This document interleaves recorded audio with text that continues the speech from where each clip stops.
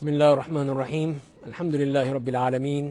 والصلاة والسلام علی سید المرسلین وعلی آلہ وصحبہ اجمعین۔ آج ہم 14ویں سپارے کے بارے میں گفتگو کریں گے، اور آج کے اس پروگرام میں ہمارے پاس 2 صورتیں ہیں۔ سورۃ الحجر مکمل ہے اور اس کے بعد پھر سورۃ النحل ہے، اور ان دونوں صورتوں کے مضامین پر گفتگو کی جائے گی۔ سورۃ الحجر جس کے 5 حصوں پر ہم اس کے مضامین کو تقسیم کر سکتے ہیں۔ شروع میں جو 15 آیات ہیں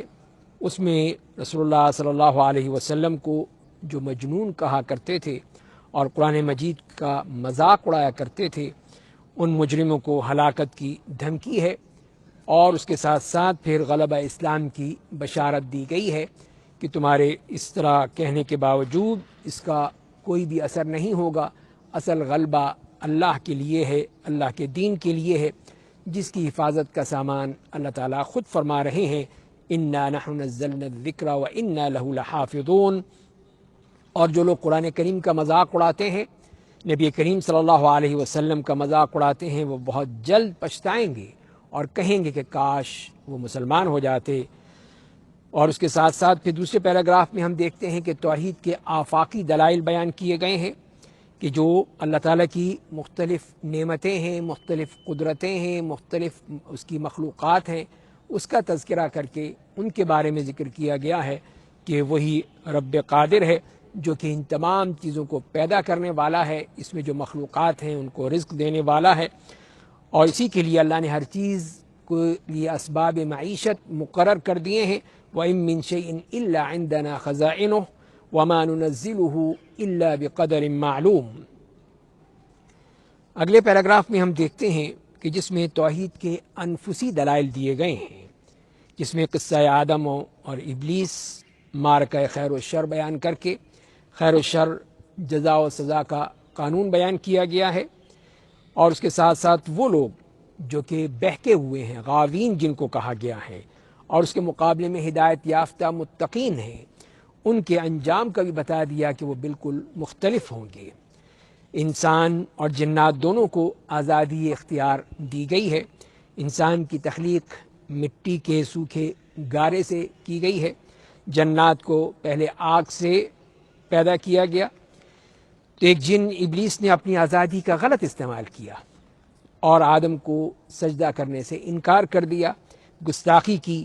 کہ میں زمین پر لوگوں کو دنیا کی زینتوں میں الجھا کر میں گمراہ کر دوں گا۔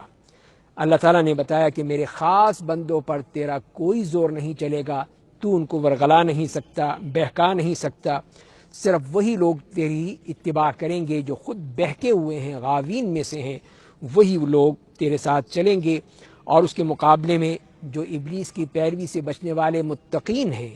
ان کے لیے باغات ہیں، چشمے ہیں، مسلمانوں کی باہمی قدورتیں جنت میں دور کر دی جائیں گی، وہاں وہ بھائی بھائی بن کر ابدی نعمتوں سے سرفراز ہوں گے۔ آخر میں انسانوں کو اللہ تعالیٰ کی صفات سے مطلع کیا گیا کہ یہ غاوین دردناک عذاب سے دوچار ہوں گے، اور متقین کے لیے اللہ تعالیٰ غفور الرحیم ثابت ہوگا۔ نبئ عبادی انی انا الغفور الرحیم وان عذابی هو العذاب العلیم۔ اگلے ہم پیراگراف میں دیکھتے ہیں کہ جس میں آیات 51 سے 84 تک جزا اور سزا کے جو تاریخی دلائل ہیں وہ بیان کیے گئے ہیں، جس میں مختلف قوموں کا تذکرہ ہے۔ اصحاب الحجر قوم سمود، پھر قوم لوط، اور پھر اصحاب الایکہ یعنی قوم شعیب کا تذکرہ ہے جن کو ہلاک کر دیا گیا، اور جو اللہ کے نیک بندے متقی تھے ان کو بچا لیا گیا۔ اور اس کے ساتھ ساتھ پھر وہ واقعہ بھی بیان کیا گیا کہ جس میں فرشتے حضرت ابراہیم علیہ السلام کے پاس آئے تھے بشارت دینے کے لیے، اور ان کو بڑھاپے میں اولاد کی بشارت دی گئی، اور یہی وہ فرشتے اس بات پر بھی مامور تھے کہ قوم لوط کو وہ تباہ و برباد کر دیں اور ان کو انتہائی سخت عذاب سے دوچار کر دیں، جیسے کہ اس کا تذکرہ ہم سورہ ہود میں بھی پڑھ چکے ہیں۔ اور اس کے بعد ہم دیکھتے ہیں کہ اصحاب الایکہ کی ہلاکت کا قصہ بیان کیا گیا، کہ اس کے بعد شعیب علیہ السلام کی قوم اصحاب الایکہ جو کہ انتہائی ظالم قوم تھی، انہوں نے اس قوم سے بھی اللہ تعالیٰ نے انتقام لیا اور ان کو بھی اس سے تباہ و برباد کر دیا۔ اصحاب الحجر کی ہلاکت کا قصہ بیان کیا گیا، اور جو کہ حضرت صالح علیہ السلام کی قوم تھی، انہوں نے بھی، جن کو سمود کہا جاتا تھا، اللہ کے حکم کی نافرمانی کی، تو ان کو بھی اللہ تعالیٰ نے سخت عذاب سے دوچار کر دیا اور وہ بھی پھر تباہ و برباد ہو گئے۔ اور اس صورت کے آخر میں ہم دیکھتے ہیں کہ رسول اللہ صلی اللہ علیہ وسلم کو الزام تراشی اور استہزاء کی مشکل حالات کی وجہ سے تسلی دی گئی اور صبر کی ہدایت دے کر دعوت و تبلیغ کے آداب بیان کر دیے گئے کہ مخالفین سے شریفانہ درگزر کر دیجیے، اس متاع دنیا کی طرف آنکھ اٹھا کر بھی نہیں دیکھنا چاہیے جو ہم نے اور لوگوں کو عطا کی ہے،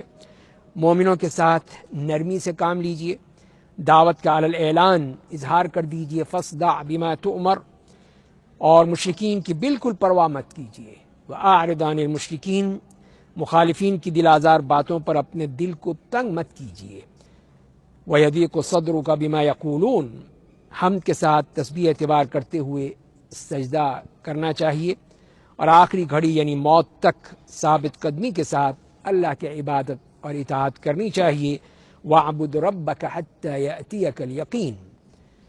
اس کے بعد ہم آتے ہیں سورۃ النمل کی طرف، تو یہ بھی ایک اہم سورت ہے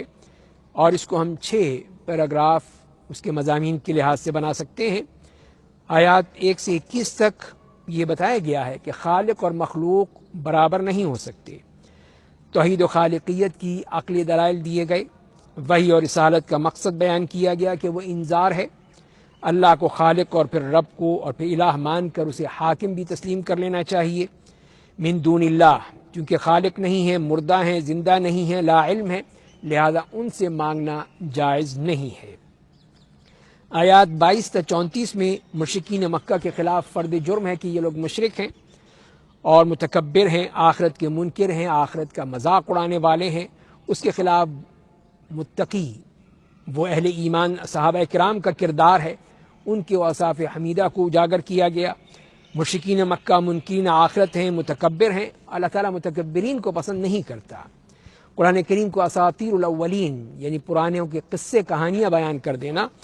یہ ان کا ایک الزام ہے، اور اللہ تعالیٰ کی طرف سے یہی ہے کہ ان لوگوں کو تباہ و برباد کر دیا جائے گا، دوسروں کے گناہ کا بوجھ بھی اپنے سر لیتے ہیں۔ تیسرے پیراگراف میں آیت نمبر 35 سے 80 تک دیکھتے ہیں کہ یہ بتایا گیا کہ ہر قوم میں رسول بھیجے جاتے ہیں اور تمام رسول اللہ کی عبادت کی دعوت دیتے ہیں اور اپنے وقت کی سرکش اور طاغوتی قوتوں سے بچنے کی ہدایت کرتے ہیں۔ اور مشرکین مکہ کا بھی یہی معاملہ ہے کہ وہ منکرین رسالت و آخرت ہیں، ان کے اعتراضات کا جواب دیا گیا، مظلوم صابر متوکل مسلمانوں کے لیے بشارت دی گئی کہ وہ مدینہ کی طرف ہجرت کریں گے۔